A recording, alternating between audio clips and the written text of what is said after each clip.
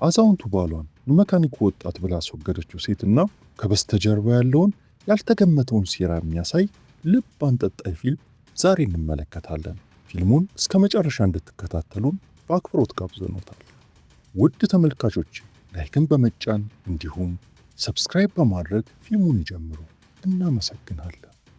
ፊልሙ የሚጀምረው ሳኒ ከተባለ ሰው ጋር፣ እሱም የመካኒክነት ስራ ለመፈለግ ቤቱን ትቶ ወደ አንድ ትልቅ ከተማ ይጓዛል። ቀኑ ሙሉ ተጉዞ እጅግ በጣም ደክሞት ከደረሰ በኋላ ለቃለ መጠይቅ ወደ ጋራዡ ያመራል። ነገር ግን የሥራ መደቡ አስቀድሞ ለሌላ ሰው መሰጠቱን ያውቃል። ይህ ዜና በእጅጉ ይረብሸዋል። የሆቴል ክፍል የሚከፍልበት በቂ ገንዘብ እንኳን አልነበረውም።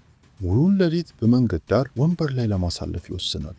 ሆኖም ግን ወደዚህ ትልቅ ከተማ ስለመጣ ጠዋት ላይ ለችግሮቹ መፍትሄ እንዲያገኝና የሚኖርበት ጥሩ ቦታ እንደሚያገኝ በልቡ ተስፋ ያደርጋል። ወንበር አግኝቶ ይቀመጣል። እዚያው ለመተኛትም ይሞክራል። በሌላ በኩል ደግሞ ታሪኩ ጆርጅ በተባለ አዛውንት ያስተዋውቀናል። እሱም ወደ መኪናው እየተጓዘ ሳለ ድንገት አንድ ሰው የሚከተለው ይመስለዋል። ይህ ስሜቱ ትክክል ነበር። ምክንያቱም መኪናው ላይ እንደደረሰ ሊዘርፈው በሞከረ ሌባ እየተከተለው ነበርና ሌባው ጥቃት ይሰነዝርበታል። ጆርጅ ራሱን ለማዳን መልሶ ያጠቃል። ነገር ግን ሌባው ይበልጥ ጠንካራ ስለነበረ ጆርጅን ያሸንፈዋል። ይህንን ሁሉ በሩቅ ካለው ወንበር ሆኖ ሊታዘብ የነበረው ሳኒ ግብ ግቡ በጣም እየበረታ መሆኑ ተረድቶ አዛውንቱን ለማዳን ጣልቃ ይገባል። ጥቂት ጡጫዎችን ካረፈበት በኋላ ሌባው ደንግጦ ይሸሻል። ጆርጅ ስለረዳው ሳኒ ያመሰግነዋል። በዚህ መሃል ፖሊሶች ይደርሳሉ። ጆርጅ ምን እንደተፈጠረ ያስረዳቸዋል። ሳኒ ባይኖር ኖሮ ጨርሶ ሊተርፍ እንደማይችልም ለፖሊስ መኮንኑ ይነግረዋል። ይህንን ሁሉ እየተናገረ ሳለ ሚስቱ ሊዛ ትደርሳለች። እሷንም ለሁሉም ያስተዋውቃታል። ሊዛ በጣም ቆንጆና ወጣት ሴት ናት። የፖሊስ መኮንኑም ሆነ ሳኒ እሷን በማየታቸው ይደነግጣሉ። በአእምሯቸውም አንድ አይነት ሀሳብ ይመጣል። እንዲህ ያለች ወጣት ልጅ እንዴት የጆርጅ ሚስት ልትሆን ትችላለች? ጆርጅ ሳኒ ዛሬ ባደረገለት ነገር በጣም ተደስቷል። ውለታውንም መመለስ ይፈልጋል። ለዚህም ነው ለራት ወደ ቤቱ የሚጋብዘው። በእራት ሰዓት ጆርጅ ሳኒን ስለ አስተዳደጉ ይጠይቋል። ሳኒ በቤተሰብ ውስጥ ማንም እንደሌለ ያደገውን በጉዲፈቻ ማሳደጊያ ውስጥ እንደሆነና ወደዚህ ትልቅ ከተማ የሚመጣው ስራ ለማግኘት እንደሆነ ይነግሯል። በዋናነት ሜካኒክ እንደሆነና በዚህም ዕለት ጠዋት ቃለ መጠይቅ ነበረው። እሱንም አልፎ እንደነበር ያስረዳዋል። ነገር ግን ስራውን አስቀድሞ ለሌላ እጩ ስለተሰጠ ሊያገኝ እንዳልቻለ ይገልጽለታል። የራሱ ጋራዥ ያለው ጆርጅ የሳኒን ታሪክ ካዳመጠ በኋላ መካኒክ መሆኑ በጣም ጥሩ እንደሆነ ይነግረዋል። እሱም የራሱ ጋራዥ እንዳለውና ሜካኒክ እየፈለገ እንደሆነ ያስረዳዋል። ታዲያ ሳኒ ለምን በሱ ጋራዥ ውስጥ ስራ ይጀምራል? ጥሩ ደሞዝ እንደሚሰጠውና የሚኖርበትም ክፍል እንደሚሰጠው ቃል ይገባለታል። የሳኒ ችግር በሙሉ እየተፈታለት ነው። ከዚህ በላይ ምን ሊመኝ ይችላል? ስለዚህ የቀረበለት ግብዣ ወዲያውኑ ይቀበላል። ሳኒ ወደ ክፍሉ እንዲገባ ይደረጋል። ይህ በእንዲህ እንዳለ ሊዛ በሳኒ መምጣት ጨርሶ እንዳልተደሰተች ለተመልካች ግልጽ ይሆናል። ጆርጅን ሳኒ ከነሱ ጋር አብሮ እንደሚኖር ጠይቋለች። አሁን ከንግግሯ መረዳት የሚቻለው ስለ ሳኒ ደህንነት ስጋት ስሜት እንዳላት ነው።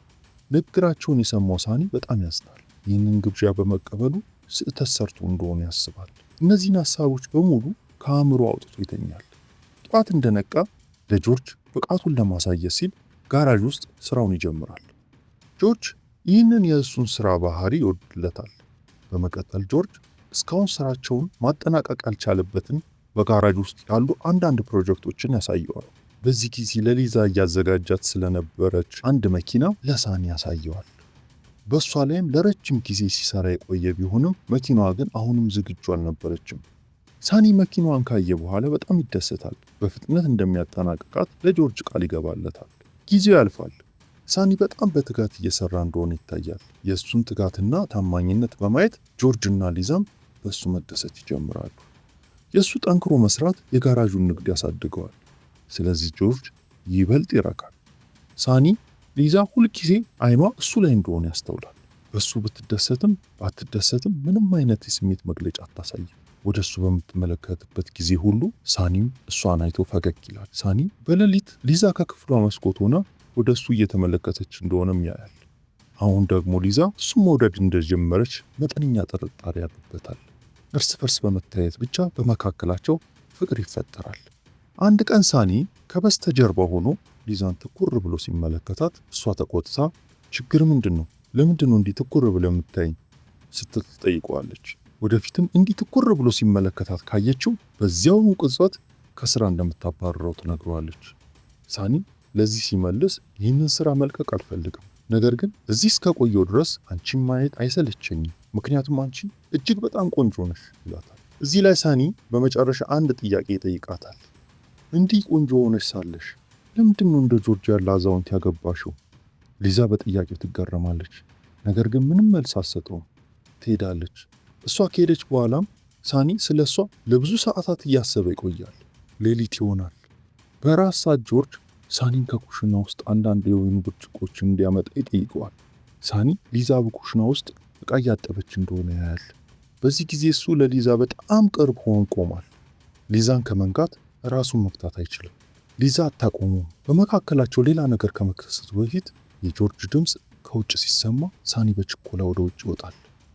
በዚያ ሌሊት በክፍል ውስጥ እያለ በኩሽና ውስጥ በፈጸመው ድርጊት በጣም ያፍራል። ሊዛ ስለሱ ምን ልታስብ እንደምትችል እያሰበ ይጨነቃል።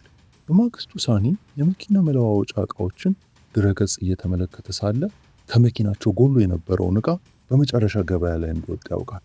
ሄዶ ይህንን ዜና ለጆርጅ ይነግረዋል። እሱም በጣም ተደስቶ ወዲያውኑ አድራሻውን ከሳኒ ተቀብሎ ያንን ዕቃ ለማምጣት ይሄዳል። እሱ እንደሄደ ሊዛ ወደ ሳኒ መጥታ ስለ አንዳንድ የግል ጉዳዮች ማውራት ትጀምራለች።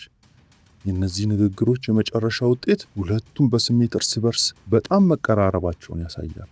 ከጥቂት ጊዜ በኋላ ጆርጅ ለሚያስፈልጋቸው መኪና የጎደለውን ዕቃ ይዞ ይመለሳል። ጆርጅና ሳኒ በአንድ ላይ በመሆን በመኪናዋ ላይ ለሰዓታት ሰርተው በመጨረሻ ያጠናቅቋታል። አሁን መኪናዋ በጣም በጥሩ ሁኔታ እየሰራች ነው። ጆርጅ ይህንን መኪና ለሊዛ በስጦታ ለመስጠት በጣም ደስተኛ ነው። ሊዛም መኪናዋን በስጦታ በመቀበሏ በጣም ትደሰታለች። እዚያ ሌሊት መኪናዋ መጠናቀቋን ያከብራሉ። ጆርጅና ሳኒ አብረው ተቀምጠው ብዙ ይጠጣሉ። ጆርጅ አዛውንት በመሆኑ በጣም ስለጠጣ በፍጥነት እንቅልፍ ይወስደዋል። እሱ ከተኛ በኋላ ሳኒ ወደ ሊዛ በመቅረብ ሌላ እድል ያገኛል። በመጨረሻም እሷ ጋር ተኝቶ እያለ ለምን ጆርጅን እንዳገባችው ነግራው እንደማታውቅ ይጠይቃታል።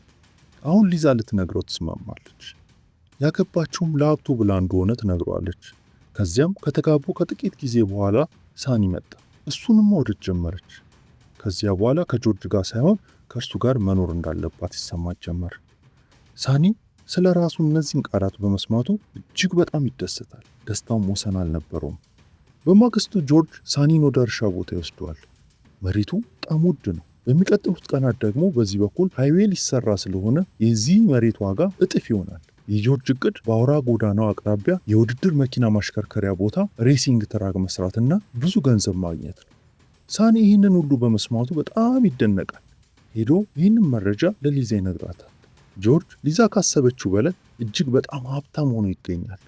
አሁን ግን አንድ ችግር አለ። ከጆርጅ ጋር እንዲህ ያለ ረጅም ህይወት ማሳለፍ አትችልም። ከጆርጅ ጋር ህይወትን ማሳለፍ ጊዜን ማባከን ብቻ እንደሆነ ይሰማታል። የጆርጅን ሀብት ትፈልጋለች፣ ነገር ግን ህይወቷን ከሳኒ ጋር ማሳለፍ ትሻለች። የምታልመውን የቅንጦት ህይወት መኖር ትፈልጋለች። ለዚህ ነው ሳኒና እሷ በጋራ ሆኖ ጆርጅን ለማስወገድ እቅድ የሚያወጡት። አሁን በጋራዥ ውስጥ ለተወሰነ ጊዜ ሲሰራ የቆየው ሳኒ ጆርጅን ለመግደል ወጥመድ ለመዘርጋት የሜካኒክነት እውቀቱን ይጠቀማል። በማግስቱ ለሊዛ ያሳያታል። ትራክተሩ ከጋራዡ መዘውር ጋር አያይዞታል። መዘውሩ ሲለቅ ትራክተሩ ይወድቃል እና ከበታች ያለውን ማንኛውም ሰው ይጨፈልቃል። ይህ ሞት ደግሞ እንደ ድንገተኛ አደጋ ይመስላል። ከትራክተሩ በታች ሀባብ በማስቀመጥ ይህንን ለሊዛ ያሳያታል። ጆርጅን በዚህ መንገድ ቢገሉት ማንም እንደማይጠረጥራቸው ይረዳል። ሁሉም ነገር ተዘጋጅቷል። እቅዳቸው በቶሎ ማጠናቀቅ አለባቸው።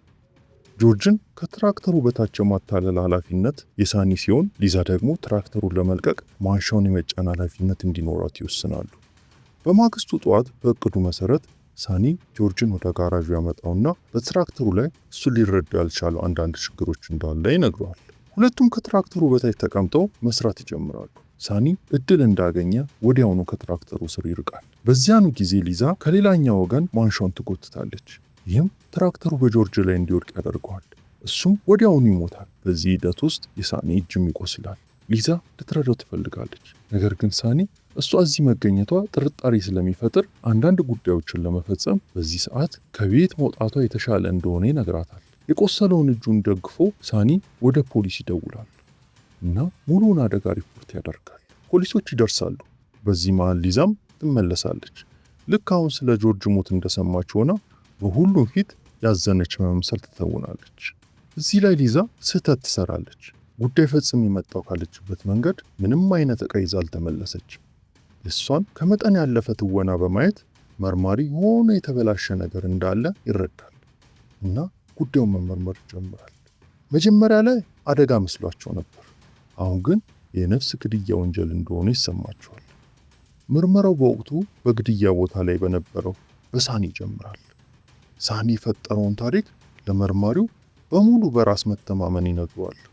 ማንሻው መስራት አቁሞ ሰንሰለቱ እንደተበጠሰና ትራክተሩ በላያቸው ላይ እንደወደቀ፣ ይህም ጆርጅን እንደገደለውና የራሱንም እጅ እንዳቆሰለው ይገልጻል። መርማሪው የሳኒን ቃላት ሙሉ በሙሉ አያምንም። ነገር ግን በእሱ ላይ ምንም ማስረጃ አልነበረውም። ስለዚህ ፖሊሶች በሳኒ ላይ ምንም አይነት ህጋዊ እርምጃ መውሰድ አይችሉም እና እሱን ይለቁታል። ከጆርጅ ቀብር በኋላ ሳኒ እና ሊዛ አብሮ መኖር ይጀምራሉ እና በጆርጅ እቅድ ላይ መስራት ይጀምራሉ።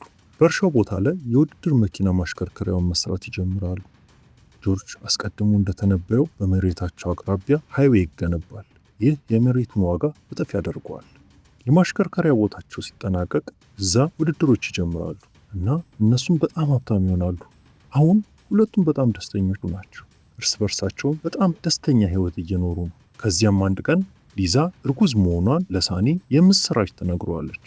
ሳኒ በዚህ ዜና በጣም ይደሰታል እና ሁለቱም ስለ ወደፊት ህይወታቸው በጋራ እቅድ ማውጣት ይጀምራሉ። ነገር ግን ችግሩ ለነሱ እንዳልተጠናቀቀ አያውቁም ነበር። ከ6 ወር በኋላም እንኳ ፖሊሶች አሁንም ጉዳዩን እየመረመሩት ነበር። የህክምና ሪፖርቱ ሲመለስ ፖሊሶቹ ትራክተሩ በጆርጅ ላይ 2 ጊዜ እንደተጣለበት ያውቃሉ። ሳኒ ይህንን በግልጽ ያስተባብላል እና ያየውን ሁሉ እንደነገራቸው ይገልጽላቸዋል። ከዚያም መርማሪዎቹ ያገኟትን የሊዛን ቪዲዮ ያሳዩታል። እሱም ያንን ማንሻ እንዴት እንደምትለቀው ስትለማመድ ያሳያል። ይህ ሁለቱም በጋራ ጆርጅን እንደገደሉት ማረጋገጫ ነው። ነገር ግን አሁንም በሳኒ ላይ ምንም አይነት ተጨባጭ ማስረጃ ባለመኖሩ ሊያስሩት አይችሉም። ሆኖም ግን ሳኒ አሁንም ፖሊሶቹ በእርግጠኝነት እሱ ላይ አይናቸውን እንዳላነሱ ያውቃል እና ማስረጃው በሊዛ ላይ ስለሆነ አሁንም እሷ ላይ እርምጃ ይወስዳሉ። ይህ የእሷንም ሆነ የልጃቸውን ህይወት አደጋ ላይ ይጥለዋል። ስለ እነዚህ ነገሮች በማሰብ ሳኒ በጣም መጨነቅ ይጀምራል። ሊዛም በእነዚህ ቀናት ለምን በጣም እንደተጨነቀና ችግሩ ምን እንደሆነ ትጠይቀዋለች። ነገር ግን ሳኒ አይመልስላት። ይህንን ህይወት ለመኖር ሲል አንድን ሰው በመግደሉ የጥፋተኝነት ስሜት ይሰማዋል። እናም አንድ ቀን ፖሊስ መጥቶ እንደሚያስራቸው ሁልጊዜም ፍርሃት ነበረው። አንድ ቀን ፍርሃቱንና የጥፋተኝነት ስሜቱን በሙሉ ያጣል እና ሄዶ ለመርማሪው እውነቱን ለመናገር ይወስናል። ወደ ፖሊስ ጣቢያ ሄዶ የእምነት ቃሉን ይሰጣል። ጆርጅን የገደለው እሱ እንደሆነ ይናገራል። ነገር ግን ይህ ሙሉ እውነት አልነበረም። ሊዛ በጆርጅ ግድያ ውስጥ እጇ ነበረባት እና መጀመሪያ ላይ ጆርጅን የመግደል እቅዱ የሊዛ ሀሳብ ነበር። ነገር ግን እሱ ለልጁ ጥሩ መጻኤ ህይወት እንድትሰጠው ሲል ሊዛን እያዳናት ነው። ለሀብቱ ብሎ ጆርጅን እንደገደለው እና አሁን ወንጀሉን እያመነ እንደሆነ ከዚያም ለሚመጣው ለማንኛውም ውጤት ዝግጁ እንደሆነ ለፖሊስ ይናገራል። ሊዛ ቤት ስትነቃ ከሳኒ የተጻፈውን ደብዳቤ ታገኘዋለች። እሱም ህይወቱን ለእሷና ለልጁ መስዋዕት እያደረገ እንደሆነ ጽፎታል። ፖሊስ በእሷ ላይ ምርመራ እንደጀመረ ያስረዳል። እሷ እንደምትያዝ ያውቅ ነበር። ለዚህም ነው ራሱን ለእሷና ለልጃቸው መስዋዕትነት ማድረጉ ትክክል እንደሆነ ያሰበው። ወደ ፖሊስ ጣቢያ በመሄድ የእምነት ቃሉን እንደሚሰጥና የጆርጅን ግድያ ወቀሳ በሙሉ በራሱ ላይ እንደሚወስድ ይገልጻል። ይህም እሷና ልጁ የተመቻቸ ህይወት እንዲኖሩ ነው። ሊዛ በእሱ መስዋዕትነት የተነካች አትመስልም። አንድ ጠብታ የያዘን እንባ እንኳን አታፈስም። ንግዷን በደስታ ትቀጥላለች እና ከሱ በተገኘው ገንዘብ የተንደላቀቀ ህይወት ትኖራለች። እናም በዚህ ሁሉ ውስጥ በየዓመቱ ስለ አዲስ ስለተወለደው ልጅ መረጃ በመስጠትና የልጁን ፎቶዎች በመላክ ለሳኒ ውለታ ትሰራለች። ነገር ግን አንድ ያልተጠበቀ እውነት ይገለጣል። ሳኒ ፎቶውን እያገኘው የእሱ ልጅ አይደለም። ይህ ልጅ በእውነቱ በፊልሙ መጀመሪያ ላይ ጆርጅን ጥቃት ሰንዝሮበት የነበረው እንደ ሌባ ሆኖ ቀርቦ የነበረው ሰው ልጅ ነው። የፊልሙ እውነተኛ ሴራ ሊዛ ሳኒን ጨርሶ አትወደውም ነበር። ጆርጅን ለማስወገድ ብቻ ነው የተጠቀመችበት። ይህ ሙሉ እቅድ በእውነቱ እሷና የወንድ ጓደኛዋ ሁለቱም ሀብታም እንዲሆኑ ያወጡት ነበር። ሊዛ ጆርጅንም ሆነ ሳኒን መቼም አልወደደቻቸውም። ሁለቱንም ለራሷ ዓላማ ብቻ ነው የተጠቀመችባቸው። አሁን በፊልሙ መጨረሻ ላይ እውነተኛ ወንጀለኛ የሆነችው ሊዛ እንደ ንግሥት ጥሩ ሕይወት እየኖረች ነው።